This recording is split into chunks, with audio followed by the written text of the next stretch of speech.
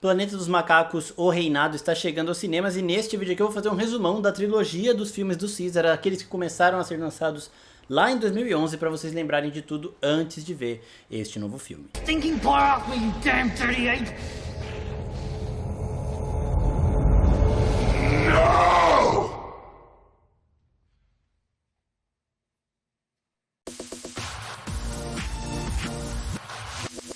E aí, seus geeks, tudo certo? Eu sou o Marcos Veloso e hoje é dia da gente fazer um resumão da trilogia de Planeta dos Macacos do Caesar para chegar ali no filme O Reinado, que será lançado nos cinemas. Sempre bom a gente lembrar que esse filme faz parte do mesmo universo, só que se passa 300 anos depois. Ele é consequência da terra que Caesar libertou para os macacos ali, né? Então é bom a gente lembrar de algumas coisas, como foi que a humanidade perdeu espaço e os macacos conseguiram dominar o planeta. Bom, primeiro de tudo, o primeiro filme, aquele lançado lá em 2011, que na minha opinião é o melhor dos três, ele começa com o Dr. Rodman, que é aquele personagem interpretado pelo James Franco, tentando criar a cura para o Alzheimer. Bom, o primeiro filme ele mostra como a humanidade começou a perder o controle da Terra e como os macacos começaram a assumir este controle. Então nós estamos na Gensys, que é uma empresa farmacêutica que busca curas e inovações medicinais, e tem um médico ali buscando a cura para o Alzheimer, que é o Dr. Rodman, interpretado pelo James Franco.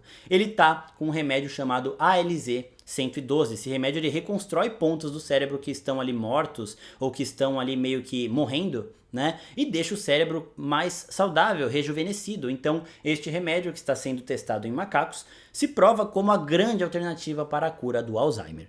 E os grandes testes estão avançando em uma macaca específica, a olhos brilhantes. E por que olhos brilhantes? Porque a forma visível deles saberem que o remédio estava realmente fazendo efeito no cérebro do animal é que ele ficava com os olhos esverdeados ali num tom brilhante. Então realmente eles brilhavam muito, então dava pra gente saber, ó, esse macaco aqui tá tendo um avanço no medicamento porque o olho dele já tá com os pontinhos brilhantes ali. A olhos brilhantes estava muito inteligente, ela estava mostrando um avanço intelectual assim absurdo. Ela ainda não falava, né, mas ela conseguia fazer ali os testes que eles colocavam, e o Dr. Rodman ficou muito animado com isso, porque o pai dele estava com Alzheimer e precisava desse remédio logo, né, para ele conseguir aplicar no pai.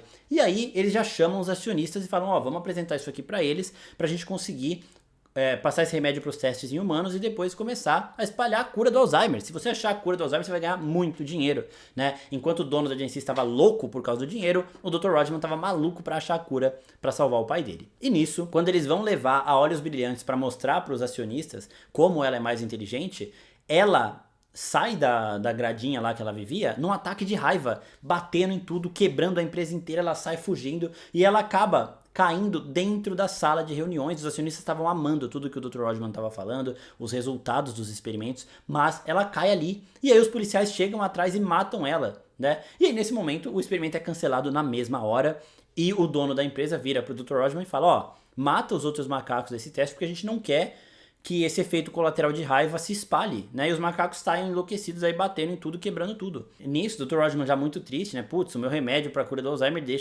vai deixar as pessoas também com raiva, deixou a olhos brilhantes extremamente descontrolada. Mas quando ele vai olhar onde ela estava vivendo, tinha um filhotinho de macaco. Então, ela não estava descontrolada por um efeito colateral do remédio, mas sim para proteger o seu bebê. Ela só estava tentando proteger o bebê, ela achou que ele seria machucado, então ela reagiu. Nisso, os outros macacos todos já haviam sido mortos por ordem dos superiores. E aí sobrou o bebezinho. O outro médico ali que cuidava dos macacos, que era mais próximo dos macacos, fala, ó, eu não vou matar esse macaco, eu não vou matar, já foi muito difícil pra mim matar todos os outros, eu não vou matar um bebezinho. Se você quiser, você leva ele pra sua casa, eu não posso nem levar pra minha, porque o meu irmão é segurança aqui, ele vai saber e eu tô fudido. E aí o Dr. Rodman leva esse macaquinho pra casa, chega lá com o pai dele lá com Alzheimer, ele levou os remédios pra ele ia ter que também jogar tudo no lixo, ele levou pra casa dele os remédios e ele começa a aplicar no pai dele, porque ele viu que não tinha efeito colateral de raiva nada, né? Então realmente podia ser usado como a cura do Alzheimer. E o pai dele vai apresentando uma melhora absurda. E enquanto isso eles vão criando o macaquinho. O pai dele olha o macaquinho e lembra do grande líder do Império Romano, né, Alves César, e ele dá o nome do macaco de César. Eu vou falar Caesar porque eu vi legendado, e legendado eles falam Caesar, então eu me acostumei com isso, mas se você quiser falar César também, não tem problema nenhum. E aí, passam-se anos, o Caesar ele cresce, ele chega ali até os 10, 15 anos, mostrando também um avanço absurdo, porque se a mãe dele, a Olhos Brilhantes, ela nasceu um macaco normal e começou a apresentar evolução cerebral depois que o remédio começou a ser aplicado, o Caesar já nasceu com essa aplicação, tipo, ele já herdou os efeitos do remédio desde o nascimento. E o Dr. Rodman explica como o cérebro do Caesar já nasceu, ele nasce perfeito, né, como todo cérebro nasce perfeito.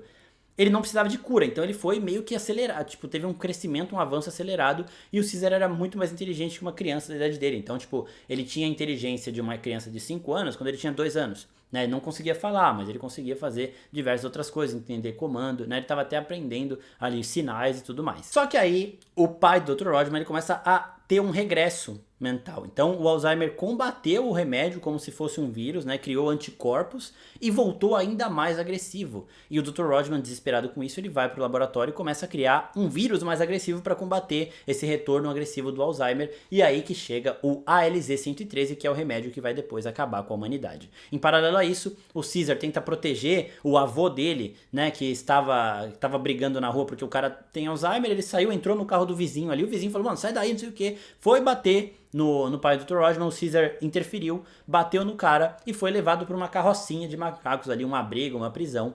E nisso ele começa a entender melhor como funciona a hierarquia dos macacos. Quando ele chega lá, o Rocket, que é o líder dessa região aí, bate nele. Por quê? Porque o Alpha tem que mostrar que é o mais forte. Chegou um cara novo, o Alpha vai lá, bate no novo e continua na sua posição. Só que o Caesar mais inteligente vai pescando isso daí. Em paralelo a isso, o ALZ-113 começava a ser desenvolvido e um dos médicos envolvidos no desenvolvimento do remédio pega uma gripe fortíssima e vai para casa. Ele não volta mais pro laboratório, né? Enquanto ele não se recuperar, não voltaria. O Caesar então liberta um gorila que ficava isolado no abrigo e com esse gorila ele supera o Rocket. Então ele dá um pau no Rocket ali e vira um novo Alpha. O Rocket já de cara já ajoelha ali e reconhece o Caesar como o grande líder do presídio. Nisso, enquanto o ALZ-113 está sendo desenvolvido, o Caesar organiza os macacos, né? Foge desse presídio, vai para casa dele, pega alguns exemplares desse medicamento, o ALZ-113, que é mais agressivo, né? E esse medicamento estava sendo guardado em formato gasoso. O Caesar estoura isso dentro do abrigo de todos os macacos e todos eles inalam um pouco desse medicamento. Então eles também ficam mais inteligentes e começam a se adaptar bem também aos sinais e tudo. O Caesar, liderando esses macacos, leva eles para uma fuga da prisão e começa a ir em diversos outros pontos para soltar outros macacos. Então eles vão no zoológico e eles vão direto na Gensis. E lá tem um novo macaco que é a cobaia de todos os testes, que é o Koba. Ele tem muitas cicatrizes, ele é cego de um olho. Por quê? Porque os humanos usam ele especificamente para todos os testes. Inclusive, um dos caras do laboratório fala, esse daí a gente usa pra caramba, né?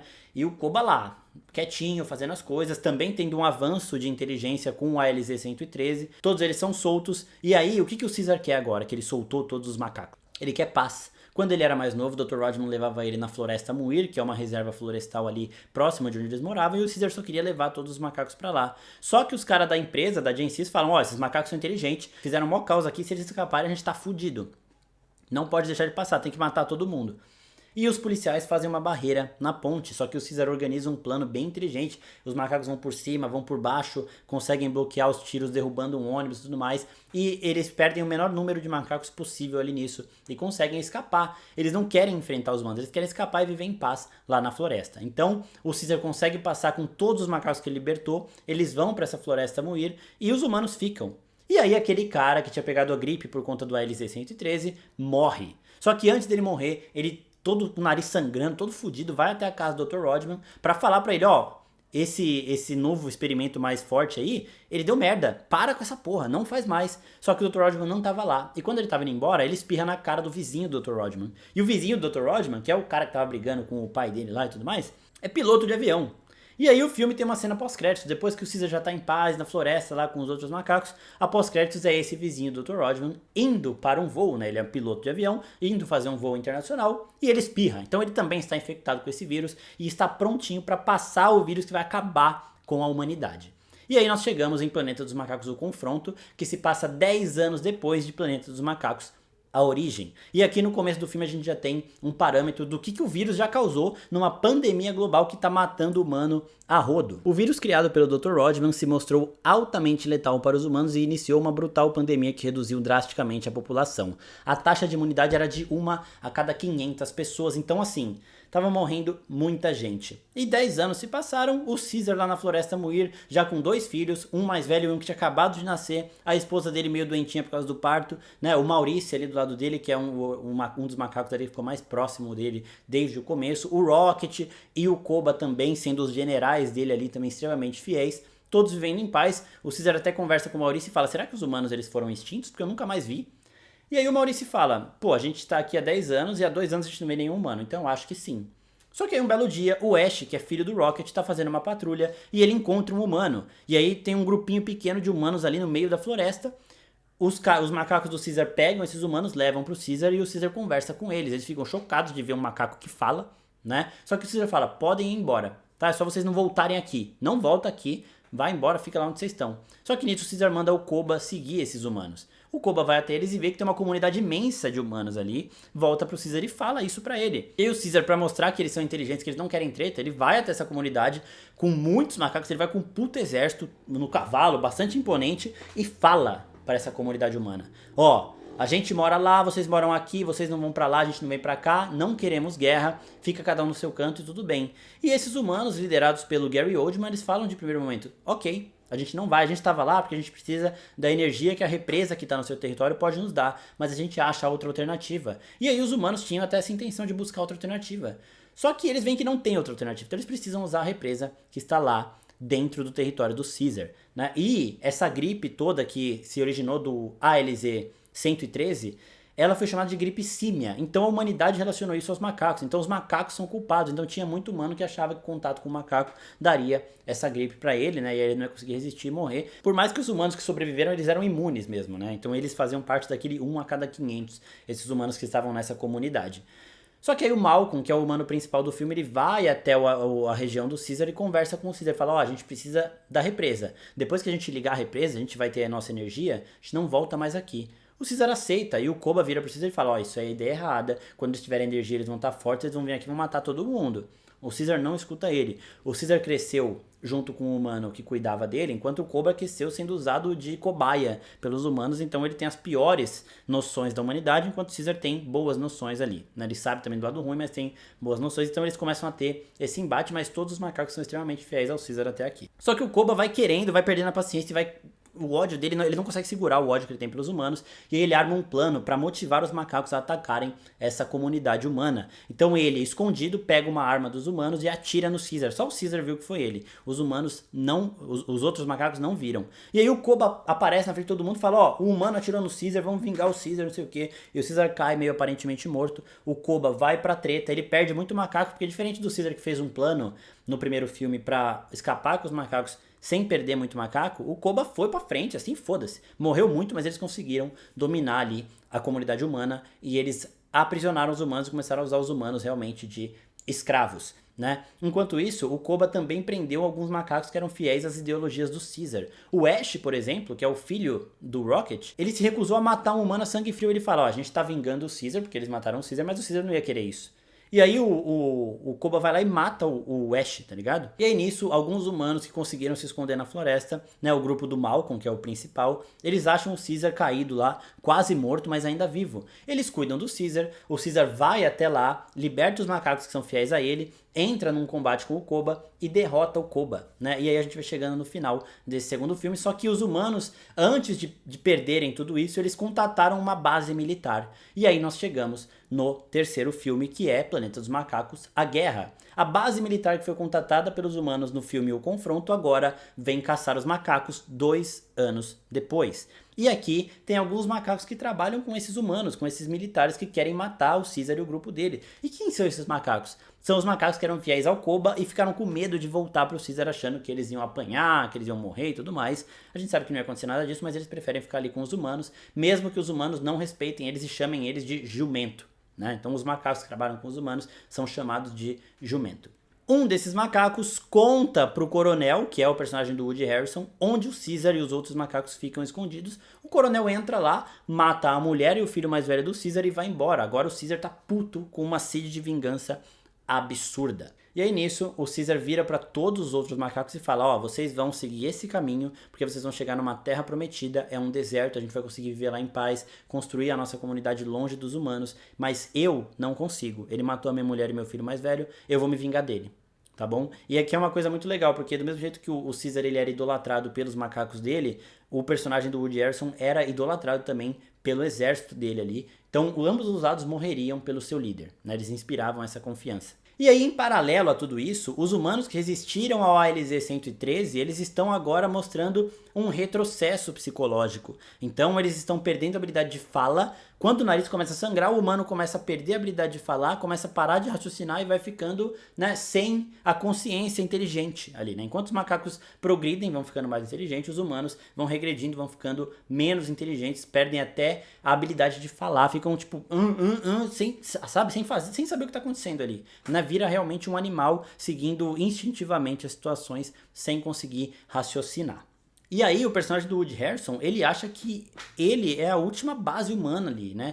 Ele sabe que tem outros militares, inclusive esses outros militares querem matar ele porque ele é muito radical, mas qualquer pessoa que apresenta o nariz sangrando ali, começa a perder a habilidade de fala, ele mata na hora, queima tudo da pessoa para esse vírus não passar, justamente para não acabar a espécie humana, né? E aí nisso, o Caesar ele vai nessa missão de vingança, só que o Rocket, o Maurice e o Luca, que é um gorilão, eles se juntam ao Caesar, eles são os mais fiéis, eles falam, não, você não vai sozinho, a gente vai com você. E no meio do caminho, o Caesar vê que esse coronel, ele mata os homens dele que apresentam esses sinais de infecção e tudo mais. Quando o Caesar chega na base dos militares, ele vê os macacos dele que estavam rumando para a Terra Prometida trabalhando de escravos. Então, no meio do caminho, sem o Caesar lá, o Caesar foi para outro lado, esses macacos foram pegos pelos militares e foram levados para a base. E agora estão sendo escravizados, né? E aí nisso o Caesar fica chocado com tudo isso, ele acaba sendo pego de surpresa e também é preso e vai para essa base. Lá dentro, quando ele tá preso na mesma jaula que todos os outros macacos, os macacos dele, que eram fiéis a ele, viram as costas pra ele. E aí a norinha dele, que era a namoradinha do filho mais velho dele, que agora tava morto, ela vira e fala, eles passaram por muita coisa, mas eles ainda te respeitam, tal, só dá tempo a eles.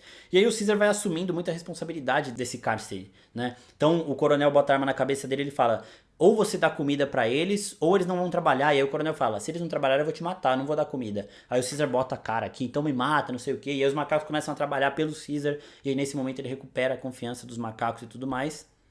Caralho, o maluco é brabo.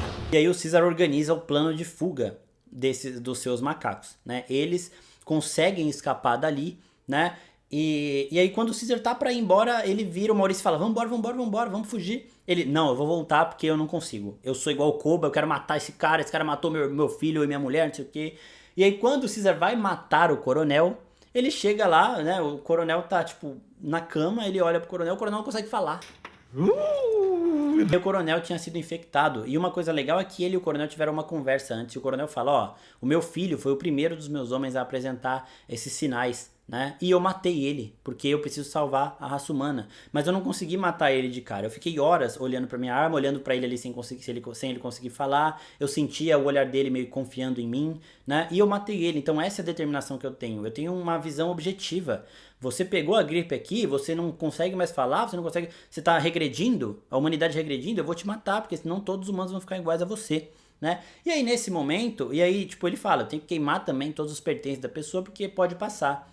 Só que no meio do caminho, enquanto o Caesar tava indo pra lá, ele achou uma menininha que também tava assim. Ele acha a menininha com o nariz sangrando, ela tem uma bonequinha, né? E essa bonequinha, no momento que o Caesar tá preso, a menininha entra lá pra dar comida pro Caesar enquanto eles não estavam sendo alimentados.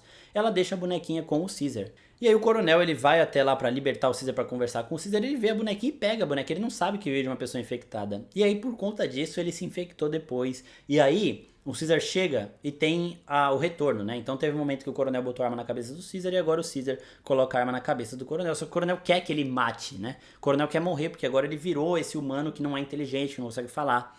E o Caesar olha assim, tipo, fica meio, não vou te matar, se você quiser você se mata. E o Caesar deixa a arma ali, o coronel meio que, nos últimos resquícios de raciocínio que ele tem, ele pega a arma e se dá um tiro, né? E aí o Caesar vai agora fugir, se juntar aos seus macacos na fuga, só que no caminho ele toma uma flechada na barriga aqui, né, nessa parte aqui.